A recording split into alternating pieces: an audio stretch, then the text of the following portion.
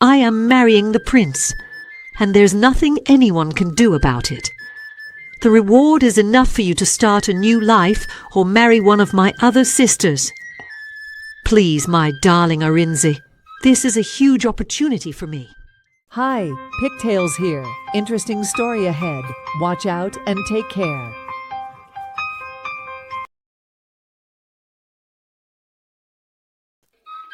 After hosting a wrestling tournament where she was humiliated, Princess Adanne felt deeply embarrassed as the participants shook their heads and walked away, wanting to avoid her. The villagers watching the tournament also left, whispering about her body odor and holding their noses in disgust as they exited the tournament grounds. Arinze approached her with purpose, his face conveying both concern and sadness for her distress.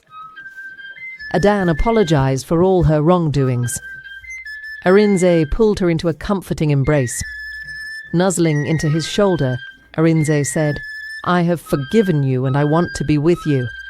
I don't care what people will say. I love you from the rising of the sun to its setting. I don't care about your father's wealth or heritage. All I want is you. Come away with me," Arinze whispered. Adanne looked up to see the same joyful drummer from the bush, love and hope shining in his eyes. With delightful laughter, Adanne once again smelled only warmth and comfort instead of the disgust from the villagers.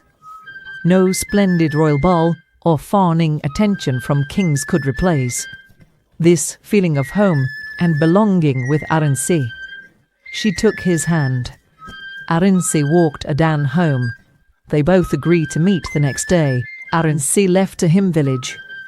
That night, Princess Adanne rested uneasy in her chambers, her mind plagued by distressing thoughts.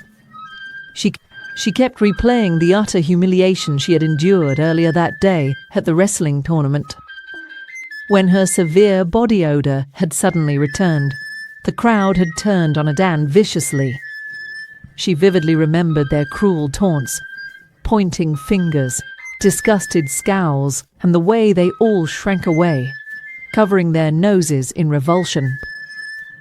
Hot tears spilled down Adanne's cheeks as she recalled a rotten tomato striking her shoulder, hurled by some hateful village boy, followed by peals of laughter. Adanne felt completely crushed. She had worked so hard to make herself beautiful and desirable, with lovely gowns and jewels, in hopes of making a fine match.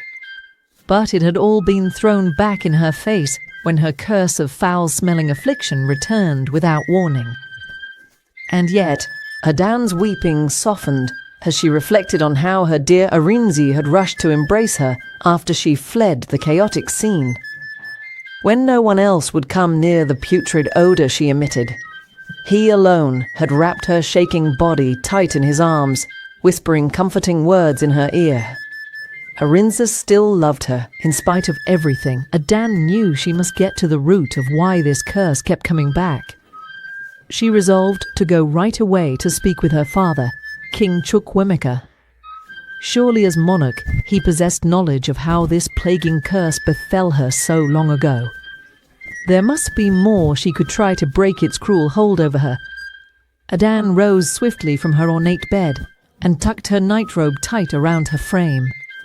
She lit an oil lamp to light her way through the shadowy corridors and slipped out into the darkness. The night air was warm, filled with chatter of crickets and flutter of moths. Adanne followed the stone path briskly to her father's private chambers. Rapping lightly, she called through the carved wooden door. "Father, I apologize for disturbing you so late, but I desperately need answers." "Come in, my child," the muffled reply came. Princess Adanne turned the brass handle and entered softly. There, she found the king sitting at his desk, brow furrowed, surrounded by scattered parchments. He seemed to be puzzling over something too. "You also cannot sleep, father?" Adanne asked. "No, I am distressed by what happened to you today," he said heavily, shaking his head. Please, daughter, come sit beside me here. The king shifted his chair toward Adanne, taking both her delicate hands in his weathered ones once she had settled next to him. His eyes searched her face sadly. Adanne took a breath. "Father, I hoped speaking with you, I might finally understand. Why have I been cursed with this hideous odor since childhood? Surely you know the full tale. I beg you, please help me comprehend why I am tormented so."